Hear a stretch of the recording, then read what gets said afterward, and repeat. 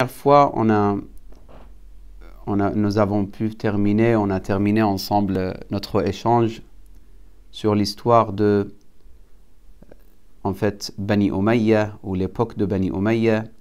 Cette fois-ci, je voulais voir avec vous l'époque de Banu al-Abbas ou les Abbasides.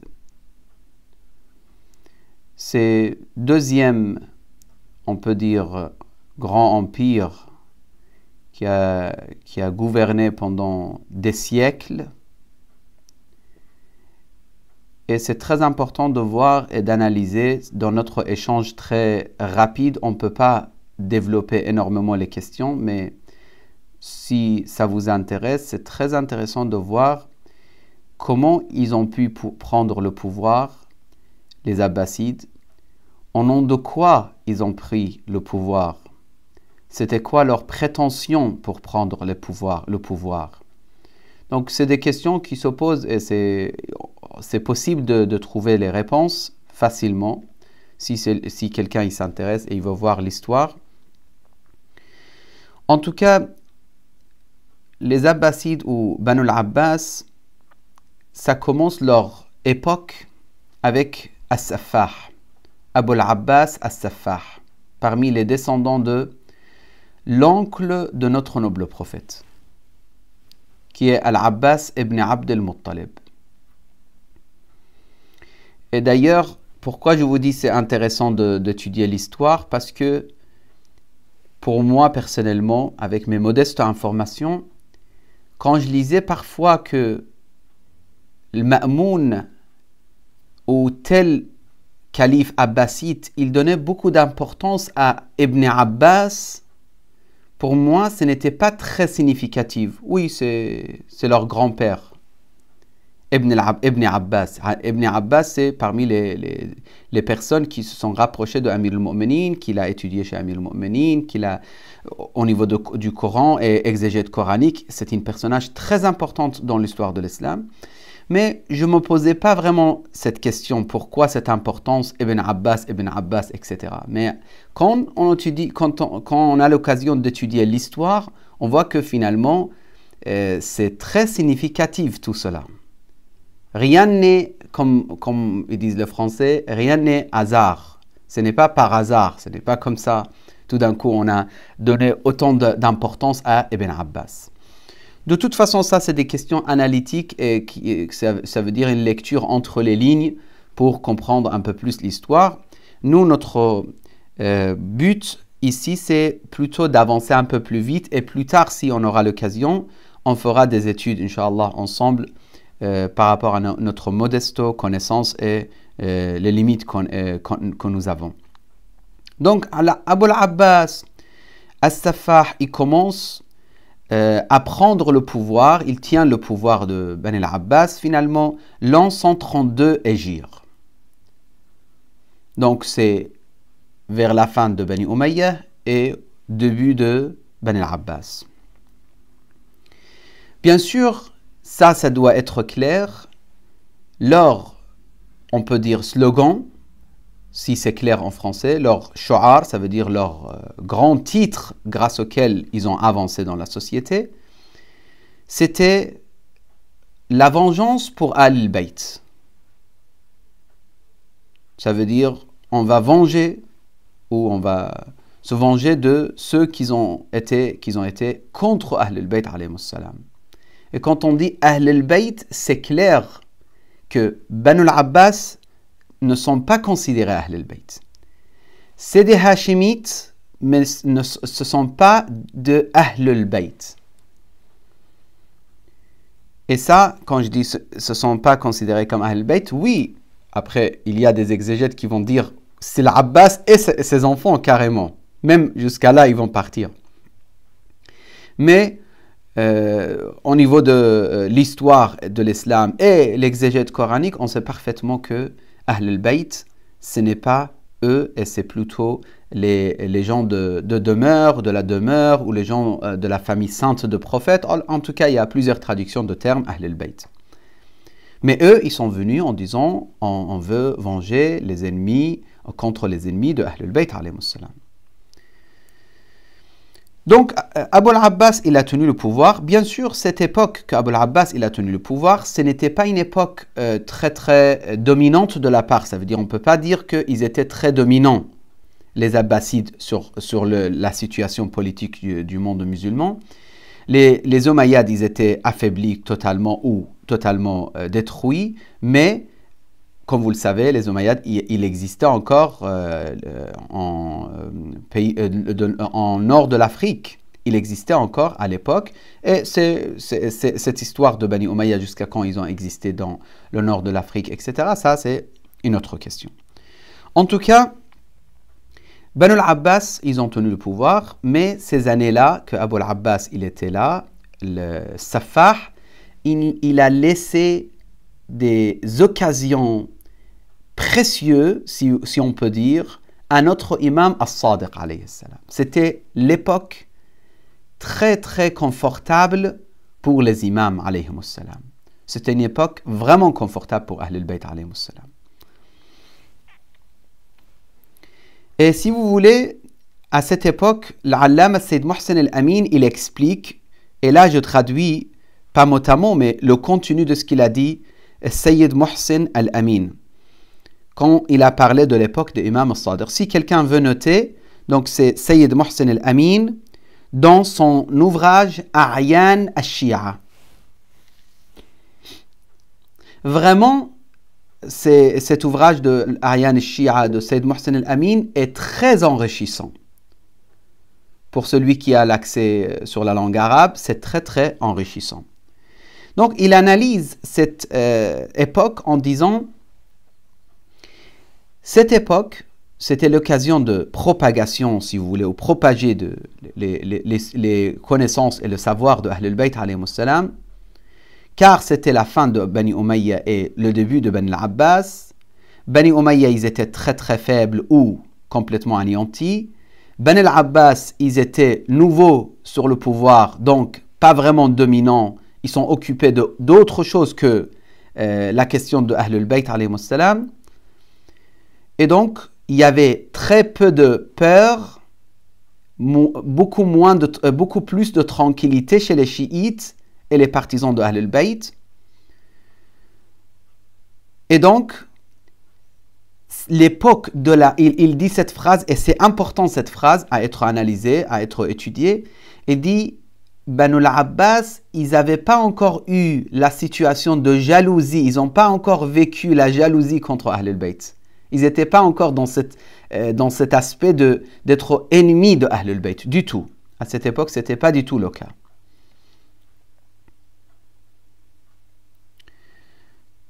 Car, il rajoute, Banu al-Abbas, c'est des Hashimites. Donc, l'imam al-Sadiq, c'est un Hashimite.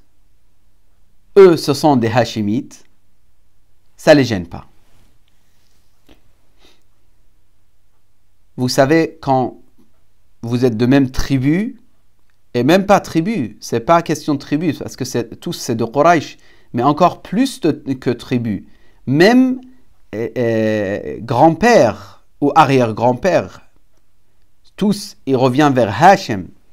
Oui, ce ne sont pas Banu Abd al-Muttalib, excuse-moi, ce ne sont pas les descendants de Abdullah ou de Abu Talib, oui, qui sont finalement, de point de vue de Ahl al-Bayt, l'arbre la plus pure ou les ancêtres les plus purs de notre noble prophète qui revient vers Ibrahim alayhi salam, et surtout en se basant sur le hadith qui dit la lumière de Rasulullah et de Amir al-Mu'minin, il existait depuis Adam jusqu'au Abd al-Muttalib. Abd al-Muttalib, cette lumière est divisée entre Abu Talib et Abdullah. Donc la lumière de Rasulullah à travers Abdullah, il a été reçu par notre noble prophète, et cette lumière de Amir al-Mu'minin par Abu Talib. Et ces deux lumières, ils se sont re-rencontrés, si vous voulez, à travers comment? À travers qui? À travers le mariage qui est décidé par la divinité, par Allah subhanahu wa ta'ala, entre Amir al-Mu'minin salawatullah wa salamu alayhi, bi abi huwa wa ummi, et Sayyidah Zahra salawatullah wa salamu alayha. Donc, c'est pour ça on parle de Multaqa an-Nourayn. le confluent peut-être de deux lumières. Le terme en français, en tout cas, je doute. En tout cas, multaqa, ça veut dire le lieu de rencontre ou le lieu de réunion de deux lumières. Oui, voilà, convergence de deux lumières. Il y a un autre confluent, je pense, il utilise le terme, je pense, en tout cas, de deux lumières. Je reviens. Voilà, tout à fait. Donc, cette lumière de Rasulullah, cette lumière de Amir al-Mu'minin qui est réunie dans le Hassan wal Hussein, salawatullah wa salamu alayhi, jusqu'au l'imam al-Mahdi, donc, il existe bien sûr chez l'imam al-Sadiq, et c'est très gênant plus tard pour Bani al-Abbas. Ça commence à l'époque de Mansour al-Dawaniqi. Al-Mansour, qui est mort l'an 158, lui, il a tenu le pouvoir l'an 136 de l'Hégire. Il est mort l'an 158, Al-Mansour, et cette personne, et on peut dire, ce Zalem, il était très violent et dur envers Ahl al-Bayt alayhimus salam et les chiites et les partisans. Si vous lisez l'histoire, vous allez voir des prisons remplies des partisans de Ahl al-Bayt, des tortures, des prisons au sous-sol où il n'y a pas de lumière, même l'heure de prière, ils ne le savaient pas. Ils ne pouvaient pas savoir l'heure de prière, etc. Et des tortures et des massacres et des crimes à l'époque de Mansour al-Abbasi. C'est très connu. Même Al-Mansour, il était également très violent envers même l'imam al-Sadiq. Si vous lisez encore les propos, même dans le Kafi, récemment j'étais en train de lire quelques hadiths, je retrouvais un hadith que peut-être on aura l'occasion d'étudier parce que ce n'est pas notre domaine, notre sujet actuellement, qui parle de la rencontre, une des rencontres si vous voulez, de Imam al-Sadiq, un des rencontres de Imam al-Sadiq avec le Mansour, comment il était mal poli et vraiment dur avec notre imam salamullah alayhi, en menaçant que notre imam que je vais te tuer, pourquoi tu me poses des problèmes, pourquoi tu fais des révoltes, tu prépares pourquoi, etc. etc. Ala kulli hal. Petit à petit, Banu al-Abbas, ils ont dévoilé leur vraie image et ils ont montré leur vraie image. Finalement, les gens, ils ont su, et l'histoire le relate, c'était clair que comme subhanallah, moi je croyais d'abord c'est Haroun al-Rashid qui a dit cette phrase, mais après avoir lu un des livres de l'histoire écrit par Ad-Daylami, deuxième volume de Irshad al-Qulub d'Al-Daylami, il y a quelques moments que j'avais lu cette partie, c'était justement apparemment le Mansour, la première qu'il a utilisé cette phrase parmi Bani al-Abbas. Et la phrase c'est quoi? Al-mulku aqim law naza'tani fihi la akhadhtu alladhi fiha 'aynayk. Le pouvoir ne connaisse pas père et mère. Si toi, mon fils, tu veux prendre le pouvoir de moi, je te sépare la tête de ton corps. La akhadhtu alladhi fiha 'aynayk, ça veut dire je prendrai ce qui détient tes yeux. Ça veut dire je couperai ta tête. Donc cette violence mentionné par le Mansour, et bien sûr répété par Haroun al-Rashid le moment que Haroun al-Rashid il était assis et à l'époque l'imam al-Kadhim il était venu. Haroun al-Rashid il l'a respecté énormément, mais il lui a donné une somme très modeste. Le Ma'moun, jeune homme à l'époque, ou je pense jeune homme quand même à l'époque, il lui pose la question, il lui dit « Père, pourquoi tu as respecté autant ce Hashimi et après tu lui donnes une somme aussi modeste ?» Après, Haroun, il répond, il dit « La chair, ou si vous voulez, la royaume ou le califat ou quoi que ce soit, en tout cas le pouvoir, est en réalité à lui. » Il est le maître de cet endroit ou de cette pouvoir que nous avons aujourd'hui. Mais, après il rajoute Haroun al-Rashid, il dit « Mais al-mulku aqim law naza'tani fihi la akhadhtu alladhi fiha 'aynayk » Donc, il redit la même phrase exactement. Ça veut dire, finalement, c'est le pouvoir, c'est question de pouvoir. Et c'est pour ça, juste rapidement, je reviens vers notre discussion, c'est pour ça, il faut savoir que les fidèles, les croyants, parmi les dernières choses qui sortent de leur cœur quand ils sont en train de travailler sur leur spiritualité pendant leur purification spirituelle, la dernière chose qu'ils vont se débarrasser, ou la dernière problème, ou si vous voulez, point négatif ou défaut qui peuvent éloigner d'eux, c'est l'amour de pouvoir et position sociale. Parmi les dernières choses, et les plus compliquées également, à éloigner de nous. Inch'Allah, Allah nous donne l'occasion de vraiment se préparer et se purifier d'une manière qu'on ne soit pas parmi les gens qui cherchent cette position, mais on cherche vraiment la satisfaction d'Allah subhanahu wa ta'ala dans notre vie, que ce soit dans notre enseignement, notre écriture, notre discours, notre tablir, notre travail, etc. Après cette époque de Mansour, donc bien sûr dans cette époque de Mansour et Dawaniqi, il y a eu le martyre de Mohammed et Ibrahim, les enfants de Abdullah ibn al-Hassan, parmi les descendants de l'imam al-Hassan alayhi salam. Bien sûr, des massacres mentionnés dans l'histoire également à l'époque de Mansour, donc Mohammed et Ibrahim, les martyrs de cette époque. Al-Mansour, il commence à mettre beaucoup de pression sur l'imam al-Sadiq alayhi salam et vraiment embêter notre imam à l'époque. Même il le ramenait de temps en temps au château, chez lui, pour l'interroger, etc. Jusqu'à ce que l'imam alayhi salam, il a été tué, empoisonné. Par rapport à la question de martyr de Ahl al-Bayt alayhi salam, nous, on a des propos qui disent Ma minna illa maqtoulun ou masmoum. Ça veut dire les imams, tous sont ou tués par sabre, ou tués par, ça veut dire massacrés ou tués, martyrs par sabre ou par autre, par exemple par les flèches, etc. Ou bien par poison. Ils ont été empoisonnés. Donc certains posent la question, des historiens, ils disent mais on n'a pas vraiment les arguments que tous les imams ils ont été tués par empoisonnés.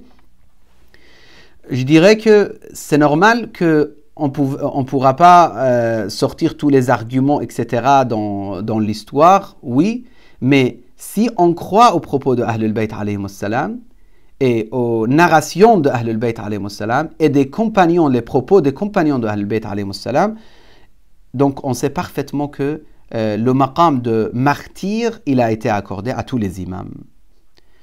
Ce n'est pas par force qu'on veut prouver cela. C'est une croyance, si vous voulez, c'est une croyance basée sur les propos de Ahl al-Bayt alayhi salam.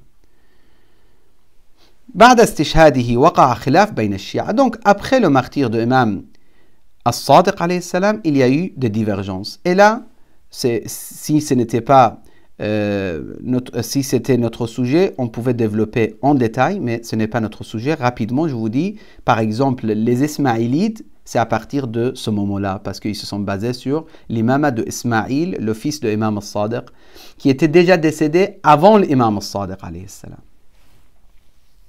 Donc, les Ismaïlites à l'époque, mais les chiites imamites ou duodécimains, ils ont suivi Moussa ibn Ja'far al-Kadhim alayhi salam. Cheikh al-Mufid, il a des propos par rapport à ça, en disant que c'était absolument évident l'imam de Imam al-Kadhim, parce que l'imam al-Sadiq, il l'a bien déclaré, et même Imam al-Sadiq, il avait éclairci que mon fils Ismaïl, il est bien décédé, ils ont prié sur le corps, etc. Et il donne d'autres arguments, les savants, par rapport à cette question. Ce n'est pas notre sujet, c'est pour ça que je passe vite. L'imam de Imam al-Kadhim, il dit Damat imamatul Kadhim alayhi salam 35 ans.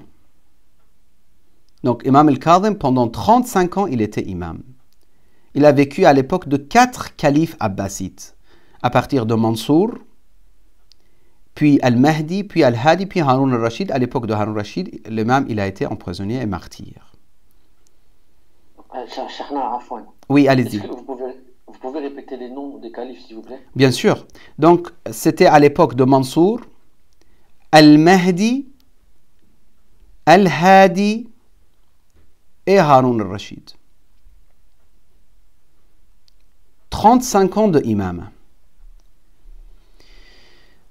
Après, bien sûr, à cette époque de l'imam de Imam al-Kadhim, tellement difficile que là, il y a quelques points que j'aimerais bien que vous notez si vous avez quelque quoi à noter, parce que c'est important, ça va vous faciliter pour les riwayat, pour les hadiths que vous allez, Inch'Allah, ou vous êtes en train de lire, ou vous allez lire encore. Donc, tellement l'époque était difficile qu'on ne pouvait pas prononcer le nom de l'imam. Donc, on donnait d'autres noms ou surnoms pour parler de l'imam.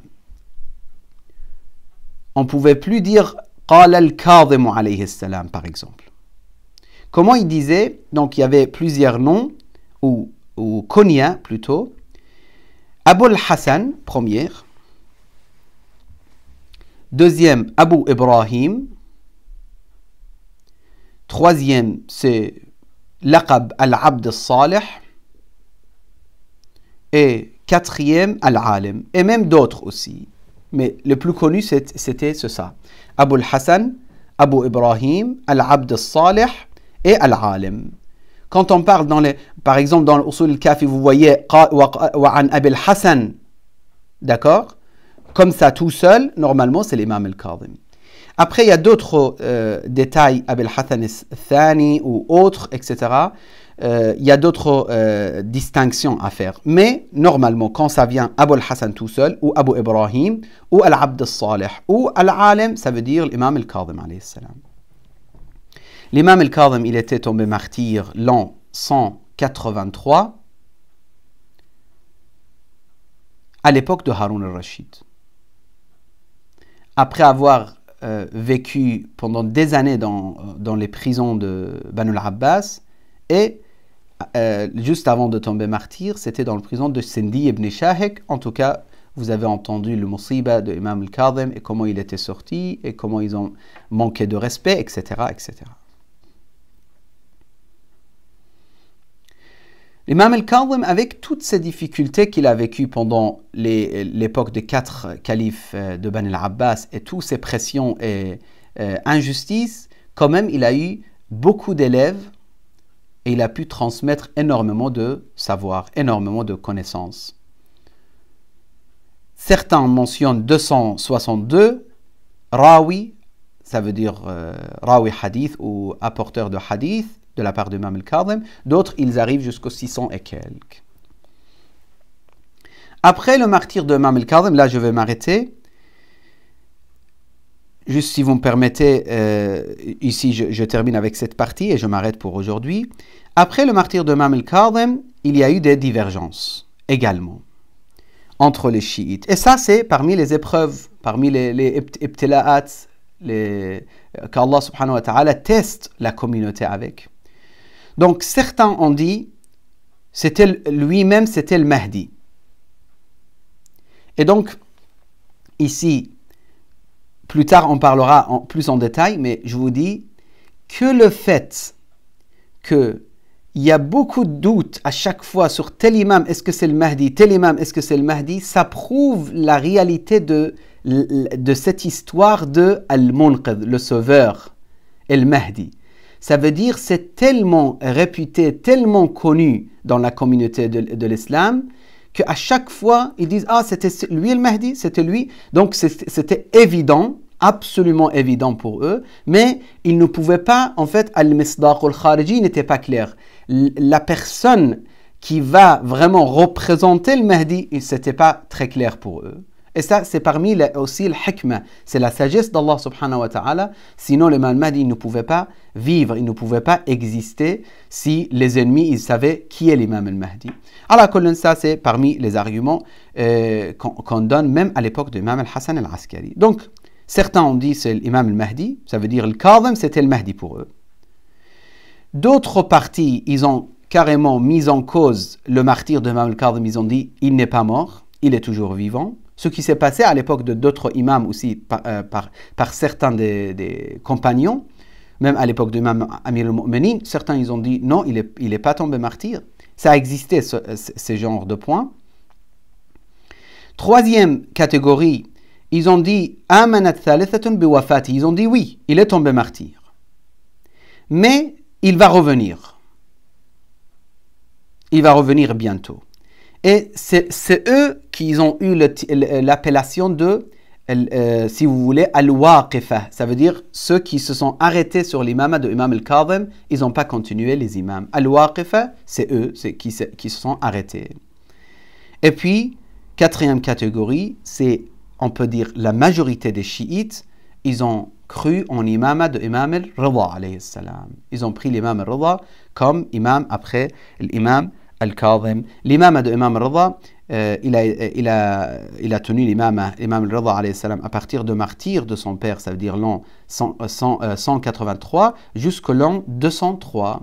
أقول قولي هذا وأستغفر الله لي ولكم وصلى اللهم على سيد الأنام محمد المصطفى وآله الطيبين الطاهرين.